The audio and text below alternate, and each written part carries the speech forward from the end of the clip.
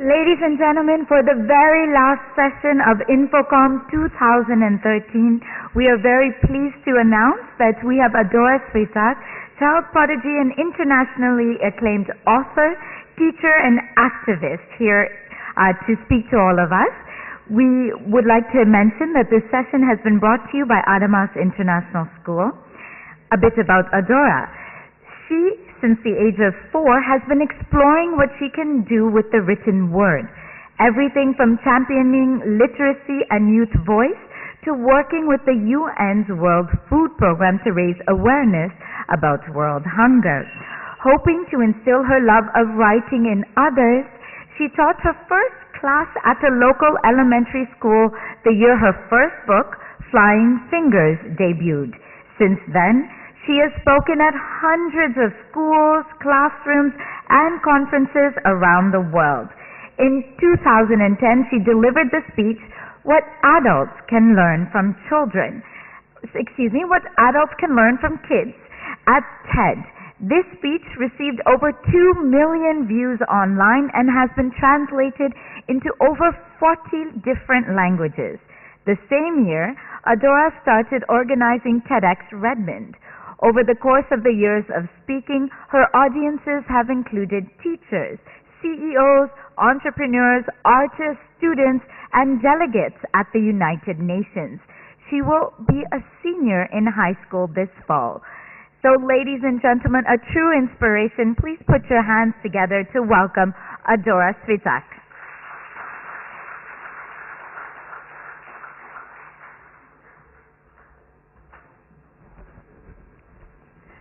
Hello, it's an honor to be here, and I'm so glad that you could make it for this session. And I was actually lucky enough to go present at Adamas, and the students there were wonderful, and we were able to share a lot of discussion about books and loving learning, and they also gave me a tour of the school. We talked about music interests, and I was really entertained to find that halfway around the world, people my own age knew more of the rapper Macklemore's songs than I did. I'm not sure if any of you have heard of him, but he's from where I come from in Seattle. So I've actually had the chance to go around the city a little bit and do some sightseeing. It's absolutely beautiful here. And one other thing is that my mother, we have an Indian friend who told us you have to try this famous Bengali sweet, but my mom didn't remember the name of it. So my trick has been whenever there are sweets around, I've managed to make her eat whatever I want by saying, this is the famous Bengali sweet. To this day, I'm not exactly sure if I have been telling the truth. Now, I wanted to title this session Keeping Up with the Young and Extraordinary because I think it conveys a certain amount of urgency about this. And indeed, we're coming to a point where maybe you're looking at some of your own children and you're realizing that they might know more about Facebook or more about Twitter or whatever tools they're using, maybe that you haven't even heard of yet. Or they're listening to musicians that you haven't heard of, or they are simply thinking of new ways to use the tools that they have at their disposal. And I think that this is actually a very good thing and not something that anyone should be afraid of. However, it is something that I know my parents were a little bit discomfited when they realized that they had to ask my sister or me to teach them how to use certain tools on Facebook, and we had a lot of fun with that. Now, over the course of this talk, I'm going to be telling some stories of young people that I know who are around my age, perhaps a little younger or older, and they've inspired me.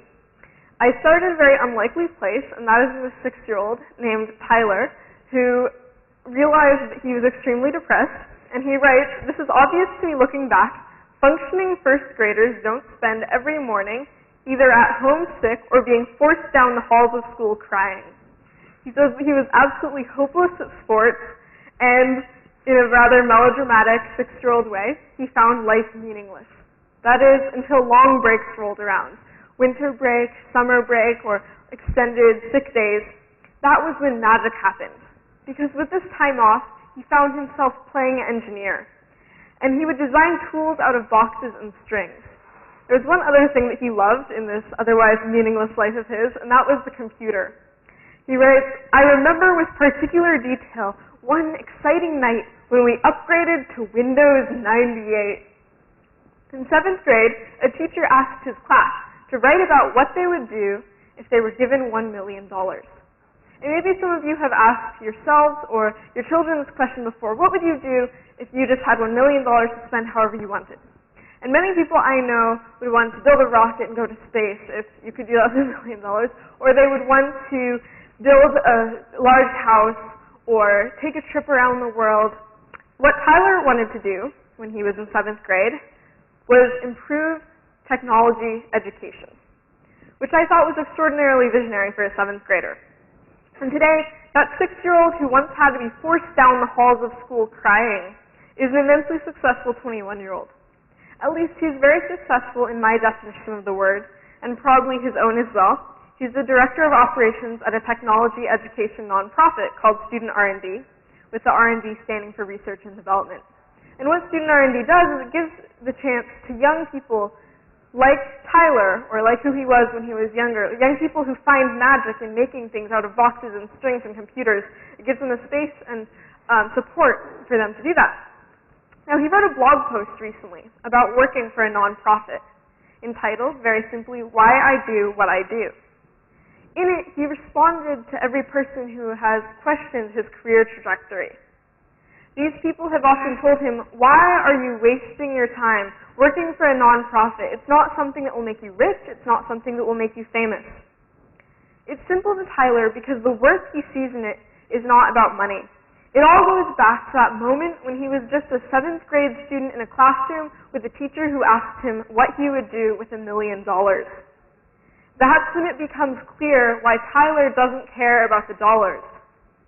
It's because he's already doing what he would do if he were rich. He's improving technology education. And that is a wealth in and of itself. I'm sharing this story because Tyler is someone who never forgot who he was in 1st grade or who he was in 7th grade. Indeed, he is someone who allowed that 1st grader, who allowed that 7th grader to shape who he is today and what he does today. There are significant benefits to all of us doing the same. I would ask you to remember, quickly, a favorite moment from your childhood. Remember when you were in 1st grade, when you were 6 years old, or when you were 13 years old, or when you were 16 years old. The moment you discovered your favorite subject, or you first read your favorite book, or you first set your hands on a computer. Think back to these moments and remember the inspiration in them. Now, the stories I'm going to tell you today are stories like Tyler's, of redefining success. They're stories of giant organizations paying millions of dollars to buy university students' apps.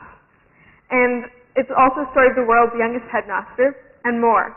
The protagonist of every one of these stories is under 30 years old. Most important, though, is not the fact that today's young people are doing incredible things.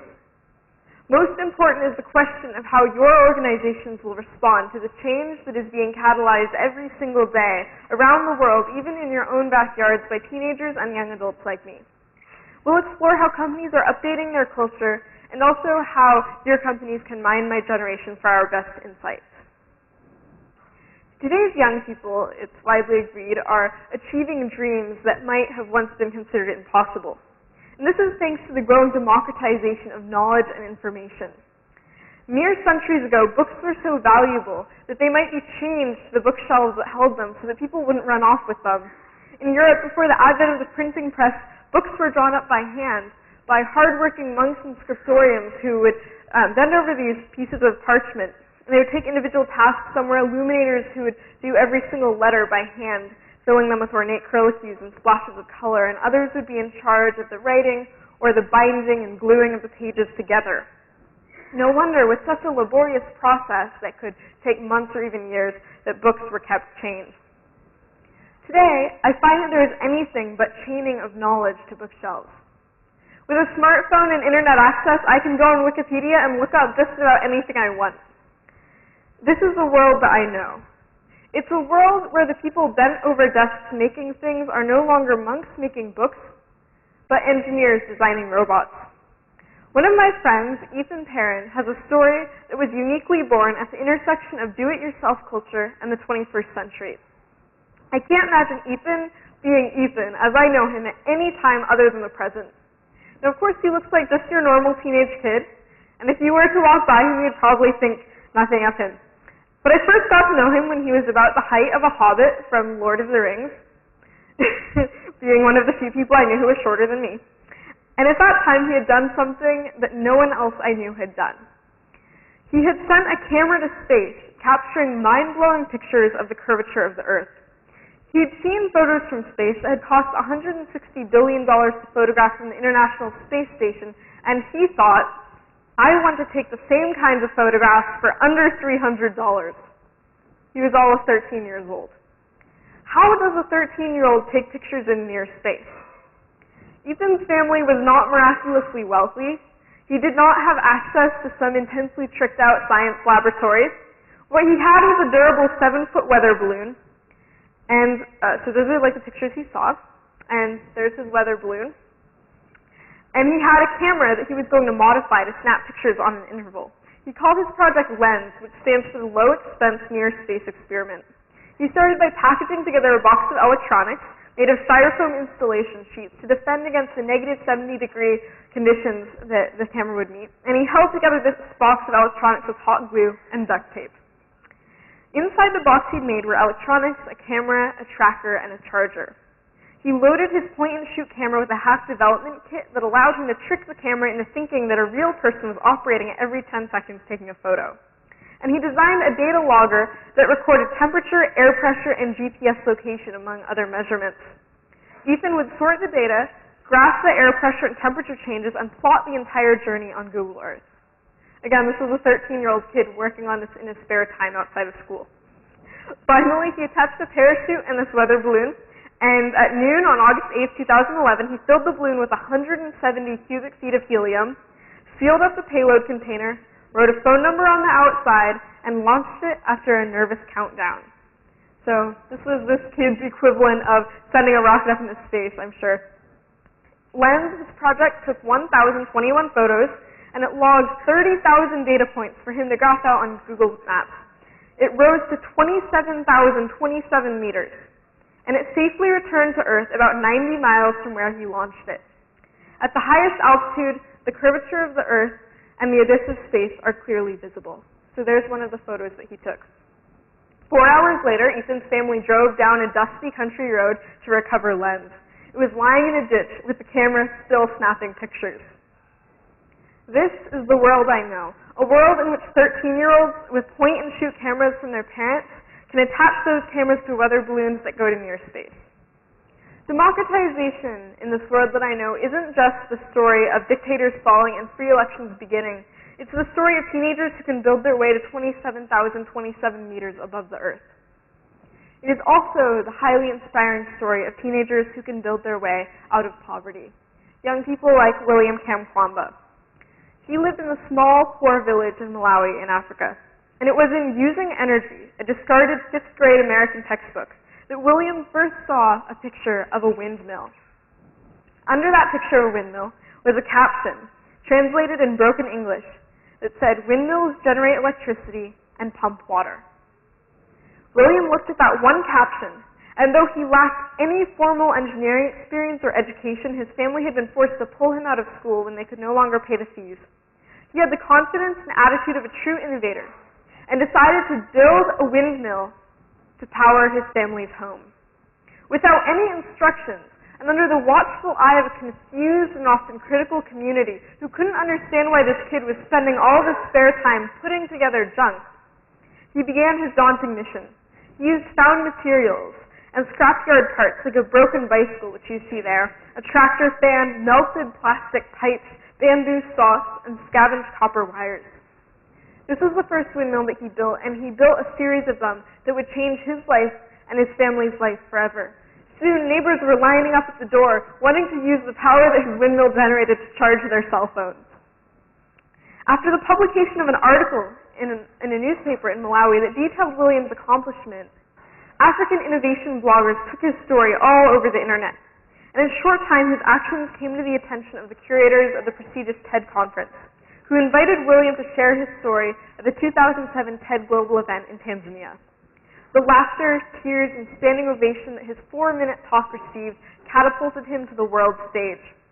Today, this kid who had to drop out of school because his parents could not pay his fees is a student at an Ivy League college in the United States. It may seem incongruous, but the background for young people to realize their unbelievable dreams and accomplish impossible tasks like William did is sometimes as simple as greater access to knowledge and support.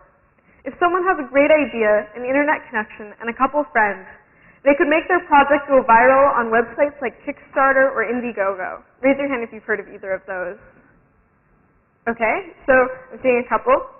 Both of these are sites that are designed to help with crowdfunding. And the idea behind crowdfunding is that you can pull support from many people to finance and propel the dreams of the talented. So if I get a wonderful idea, I can go to Kickstarter, I can upload a video that describes it or a picture, a description, who is involved, I will set a deadline. By that deadline, let's say I want to raise $5,000 in order to make it happen, then I either raise all the money and I get the $5,000 or I lose it all. So the incentive to really work very, very hard and raise all the money is extraordinarily high. These dreams that are posted on websites like Kickstarter and Indiegogo can range from new novels and films to practical inventions. Websites like GoFundMe are used on an individual level, oftentimes for young people to ask for money to help with their education. Piggybacker is another crowdfunding site, one that is designed for young people. So if you have children who do fundraising for clubs at school, extracurriculars, a cricket team, this is a wonderful site. And it's basically crowdfunding for the younger set. It's more user-friendly than its grown-up counterparts. All of these sites have something in common. They rely on sharing. They rely on good writing and good communicating in order to receive funding. And they help spread messages. They represent the new economic model that we've entered, because I'm seeing increasingly from young people that the new economy is an idea economy. If you look at all the projects on Kickstarter, you'll realize that people are not putting money down on something tangible. They're putting money down on an idea. They are taking a gamble, because that idea may or may not work. It's a gamble, but one that is paying off for so many people. There are projects that have been launched on Kickstarter that today are part of incredible businesses. The new economy is also a creative economy. Many of the projects for funding on Kickstarter do not meet the definition of useful. I'm talking about Wi-Fi music systems, plush toys, keeping a defunct local cinema alive, making an animated short, starting a literary magazine. These are driven by desire and the popular imagination, not by questions of productivity or usefulness. In all honesty, I think that the best things in life rarely are. To go off on a little bit of a tangent, I know that everyone's parents wants them to be successful, wants them to be happy, wants them to have a job that will make a lot of money and be secure. But I'm extraordinarily glad that my parents never reminded me that writing is an extraordinarily useless profession. When I was growing up, they could have said any number of times that art never makes money, or that people do not necessarily just publish books, but they never discouraged me. And I think that all these websites that use crowdfunding, things like Kickstarter, Indiegogo, are helping to keep the dreams of many, many young people whose parents may have told them all those things, alive. So this is part of the creative economy. And the new economy is also a shared economy. My generation might be one for whom that nursery mantra of share your toys with everyone finally stuck, because we try to make absolutely everything shareable. And maybe we do it a little bit too much at some point. If you're friends with any teenagers on Facebook, you'll notice that we take a lot of selfies. But there are a lot of positive benefits as well. All these crowdfunding sites like Kickstarter and Indiegogo operate on sharing. And all these do-it-yourself sites for people like Ethan Perrin to launch his weather balloon and understand how things like that would work, he went to DIY sites. These are collaborative. People post their success stories and warnings and tips for others to partake in. Creating a shared economy doesn't just mean sharing funding, ideas, or lessons. It could even mean sharing your apartment or sharing your car. Startups like Flightcar use the cars that people are already parking in airport parking lots as rental cars, and young people were also behind Airbnb. In fact, it's sort of like a Craigslist for rentals, because anyone can list a spare room on Airbnb, which stands for bed and breakfast, and solicit travelers. This seemingly simple idea is already making a lot of money, and the founders were just college graduates who had moved to San Francisco, were attending an industrial design conference, and realized there was a tremendous business opportunity in offering lodging to people who couldn't find a hotel room. Around the same time, they also realized they could not make rent on their apartment, and so Airbnb was born when they rented out their spare room. As all these examples show, from ideas to creative economy ideas to economy being shared, the new economy isn't just driven from the top. Grassroots efforts are in. Kiva is a micro-lending site. How many here have heard of Kiva? Okay, I'm seeing some raised hands. So Kiva allows anyone around the world to donate as low as $25 to someone's project. It's kind of like Kickstarter except for the developing world. Micro-lending has been very popular, and it relies on many people pitching in with donations. Most are smaller than $100. Student R&D, which I mentioned earlier, brings technology-driven education through events like Code Day, in which a bunch of people will get into a room and they program for 24 hours straight. I went to one such event, I got no sleep, and I had a lot of fun. The point of all these events, things like Code Day or websites like Kiva, is that they're not founded by some very large organization dictating what people will do at various levels of a hierarchy. They're extraordinarily grassroots. The stories of Ethan Perrin, William Kamkwamba, all these crowdfunding sites, and all these grassroots efforts, they all point to one thing. The ability to discover and create is no longer the sole domain of a few established companies and institutions. Experience is no longer a prerequisite for innovation. Inexperience can be considered an asset sometimes, not a liability, because in all these examples it was someone with inexperience, with the naivete and impulsiveness to believe that they had it in them to create a windmill or to create a low-expense near-space experiment or to create a nonprofit. They went ahead and did it. And that naivete, that inexperience can truly be an asset. The people who use platforms like Kickstarter and Indiegogo are young people. They are in tune with the new platforms and comfortable using crowdfunding. Young people are trendsetters. We make things go viral on YouTube, Facebook, Tumblr, Snapchat, Vine. And I'd like to take a quick poll of the room again to see how many folks know about, raise your hand if you've gone on Tumblr before.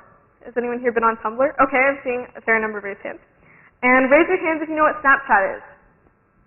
Seeing some raised hands. I know it was mentioned during one of the panels. And raise your hand if you know what Vine is. Okay, a couple people.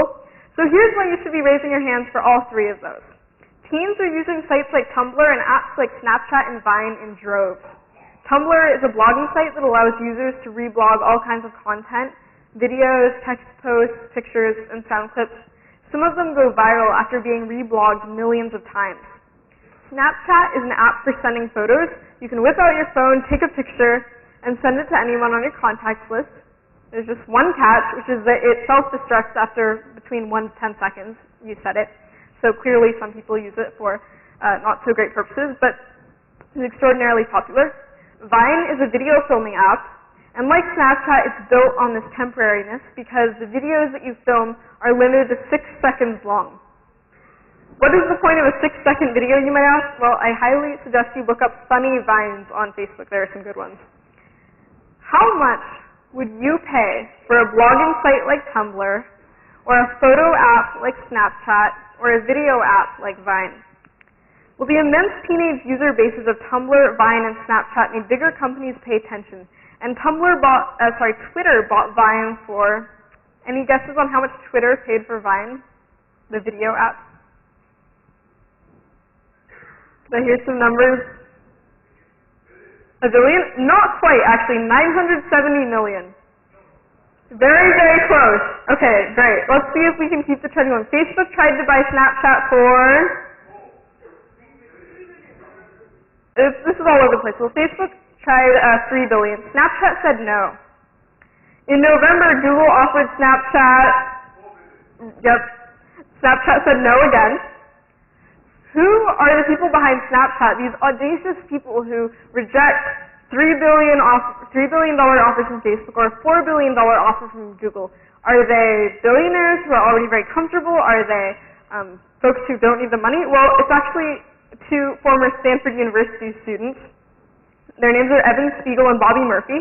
And Spiegel was the one who floated the idea of this app to send self-destructing photos when he was in his product design class. Months later, he quietly launched the app from his father's living room. So before you yell at your kids for wasting too much time on their phones when they're in the house, maybe you don't know, perhaps they're about to make many billions of dollars. By May 2012, users were sending 25 images per second, and by November, over 1 billion images were shared on this app that lets you take photos and then promptly destroy them. This is, as I read in one opinion piece, the millennial American dream. Why would Facebook offer so much money to an app that my mom has described as silly? Simple, because Facebook is hemorrhaging younger users. They realized that younger users are not signing up at the rate that they wanted them to, and Facebook wanted to stop the bleeding. In no other time in history that I can think of could the decisions of some of the largest or most influential companies in the world be driven by the spending and consuming habits of a demographic that includes some people who aren't even old enough to vote, to drive, to serve in the military, or drink alcohol. What we have instead of all these exalted powers are our smartphones. These little devices are how we determine the trajectory of media companies and tech giants, sometimes without even knowing that we are. But do you know that we are? More importantly, do you utilize young talent in your organization in order to stay relevant? Yahoo did it by buying Tumblr and the article summarization product Sumly, which was, by the way, founded by a 17-year-old. Twitter bought Vine. What's your company's strategy? What we've seen from the examples of countless young people founding companies and solving problems is this. As we enter college, graduate, and begin looking for jobs, my peers and I want to be part of projects, companies, and cultures that we are excited about. And when we aren't able to get that from status quo opportunities, the existing products and businesses and approaches, we strike out on our own to create what we want. It's how you get so many startups in Silicon Valley.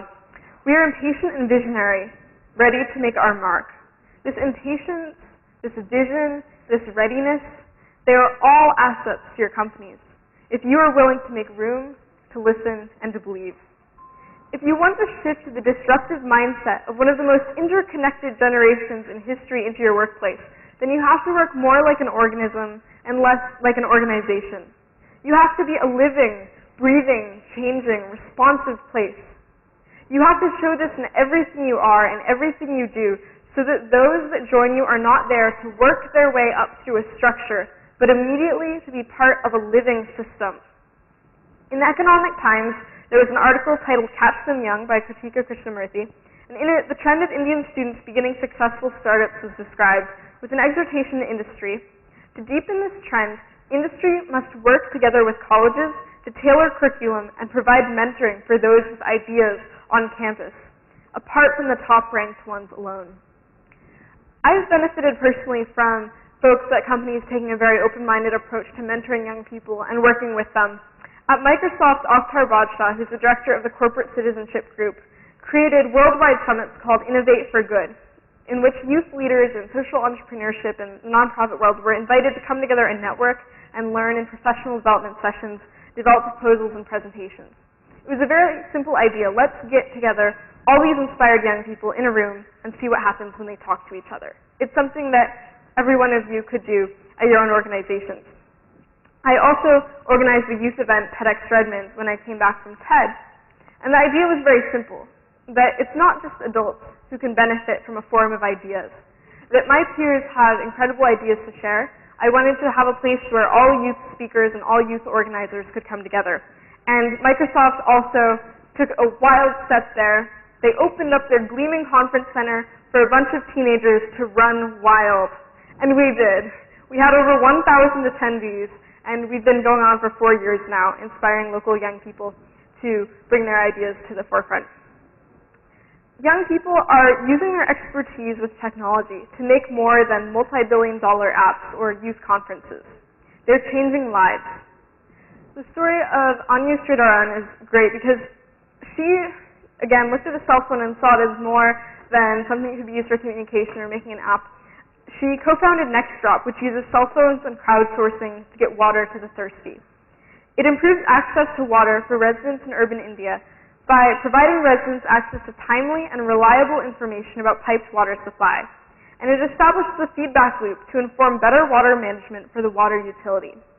The residents like this information because it takes away the stress of guessing where the water will come from next, and utilities like it because they can, for the first time, make data-driven distribution decisions.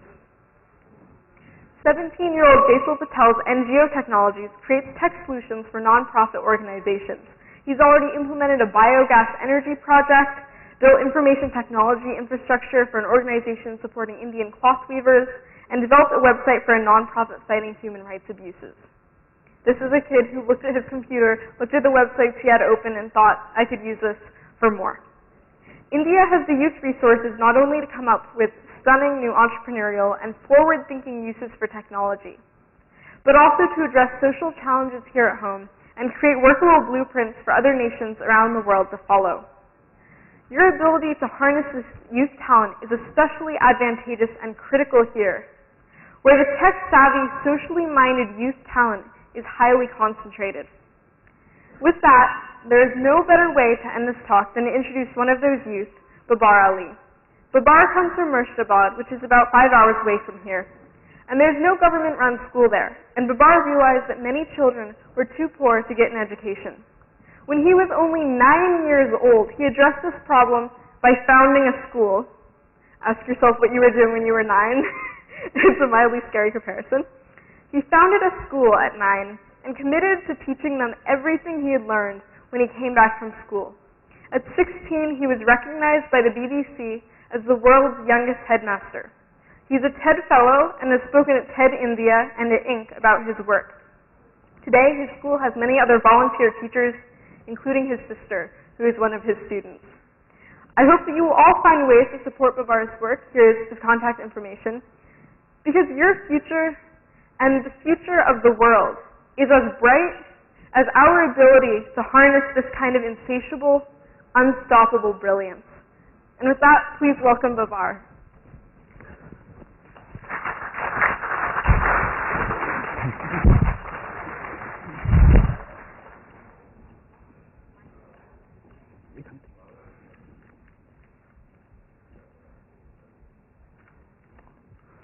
Thank you, Adora, for introducing me. And my talk will be different from the another speakers, but I am thankful to you all for having offered me such a wonderful opportunity of sharing my beliefs, feelings, and experiences with such a beautiful audience. I am no doubt a humble one, but it is my good luck that great personalities like you give me audience and importance, as I did something uncommon on the common track of the world. People wondered how I could do it, how I could actualize my dream. Since my childhood, Swami Vivekananda's epoch-making doctrine, service to man, service to God, it always steers me and beckons me to the world of light and joy. I was then a student of class 5 only. I was then a boy of 9. The village where I still live is a remote one, far from the modern amenities, far from the rage of modernization. I noticed that some stray children with my sister wandered here and there without aim, like a sheep without the rudder. I made up my mind to do something positive for these helpless children. I did not waste time to give it a concrete shape. Unlike other boys, after returning from school in the afternoon, I collected these children and started a school with the membership of a very few boys and girls. Though at first I took it as my game, gradually it became my passion, my nice dream, my life and heart. Number of students started to increase and my school became a dreamland for the students. It was named Anando Shiksha Niketan. Anando means joy. I think my school is a place where joyful learning is possible at every step. People noticed what was happening and became interested to know about our activities, and they came forward and started to contribute as best they could. We dream that thousands of students will read, sing and play with joy and meet in Ananda Shiksha Niketan. To become a real man in future. We dream that our school will become an ideal one to attract people from far and near. It is our vow that we must not break down. We must proceed through the fire and water of life to reach the summit of success with the generous help from all quarters. And education for all is my dream. And now I am convinced that nothing can stand against firm determination, firm conviction and firm will. The only things you should have in your heart are courage, purity and above all love. Love is a thing which can conquer everything. Actually, I heard the call of love in the core of my heart and proceeded and ultimately succeeded. I think that we should have the motto, we must do something extraordinary in this sole human life. We must leave a mark on the soil of this earth. If you question me, where is the fountain of all of my inspiration, energy and enterprise, I shall say it is Swami Vivekananda. I think we should hear the clarion call of Swami Vivekananda, arise, awake and stop not till the goal is reached. His eternal message was not politically motivated, and yet it so powerfully affected the innermost depths of human life that individually and collectively men were bound to apply these ideas to various fields of life. The national ideals of India are renunciation and service. We should renounce our earthly pleasures to render our service to people who are still unfed, unclothed and unsheltered. With the muscles of iron and nerves of steel, we should conquer all the miseries of life. These two lines should be embossed on the tablet of our mind. Mileage to go before I sleep and mileage to go before I sleep. Thank you very much for your time today, and thank you again Adora for introducing me. Thank you Infocom, and Anandabajar Patrika first published my news through Anandabajar Patrika. So I give my special congratulations and thanks to Infocom and Anandabajar Patrika. Namaskar and seek your blessings.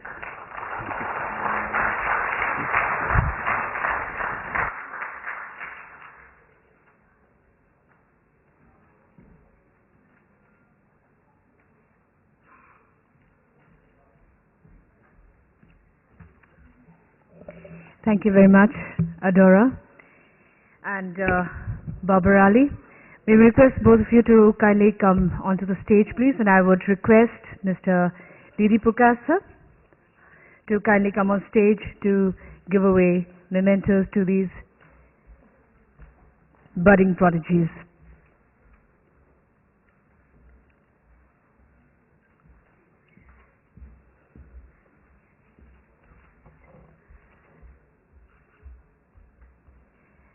And here, ladies and gentlemen, is Mr. Didi Pukasa, MD and CEO of AVP Private Limited and Chairman Infocom, giving away mementos to Adora Sritak and Babar Ali.